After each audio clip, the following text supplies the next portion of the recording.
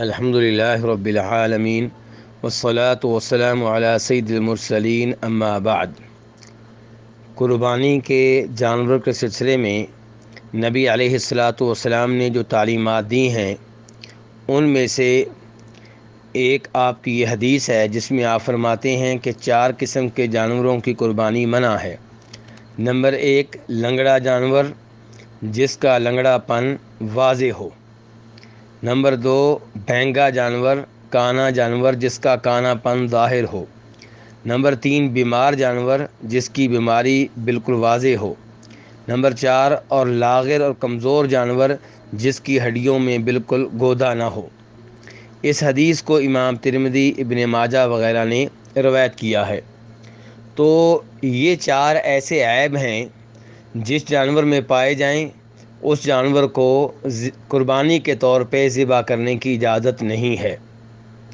اب یہاں پہ یہ سوال پیدا ہوتا ہے کہ اگر وہ جانور جس کی ہم قربانی کرنے لگے ہیں وہ حامل ہو، اس کے پیٹ میں بچہ ہو، تو کیا اسے قربانی کے طور پہ ذبح کیا جا سکتا ہے؟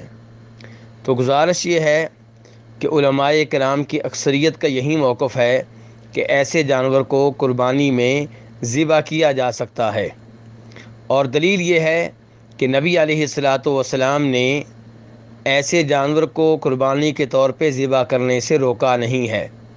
اگر یہ جانور قربانی کے طور پہ ذبح کرنا ممنوع ہوتا تو آپ یہ بتا دیتے کہ جس جانور کے پیٹ میں بچہ ہو اسے ذبح کرنے کی اجازت نہیں ہے، لیکن چونکہ آپ نے ایسی کوئی تعلیمات نہیں دیں، ایسی کوئی پابندی نہیں لگائی، اس لیے ایسے جانور کو ذبح کرنا جائز ہے۔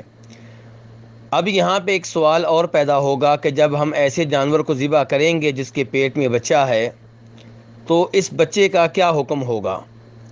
تو گزارش یہ ہے کہ اگر یہ بچہ مردہ پیدا ہوتا ہے تو نبی علیہ الصلاۃ والسلام فرماتے ہیں اس حدیث میں جسے امام ابو داؤد اور ابن ماجہ وغیرہ نے روایت کیا ہے کہ زکوٰۃ الجنینی زکوٰۃ امہ، کہ جب اصل جانور ذبح کر دیا گیا تو اس کے پیٹ سے جو بچہ مردہ نکلا ہے وہ بھی ذبح کے حکم میں ہے، یعنی کہ اسے اس کا گوشت کھانا بالکل جائز ہے حالانکہ وہ مردہ نکلا ہے، لیکن چونکہ اس کی ماں کو ذبح کیا گیا تھا تو وہ اپنی ماں کے حکم میں ہے۔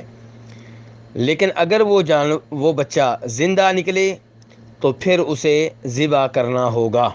اگر ذبح نہیں کریں گے اور وہ ذبح کیے بغیر مر جاتا ہے تو پھر اس کا گوشت کھانا جائز نہیں ہوگا۔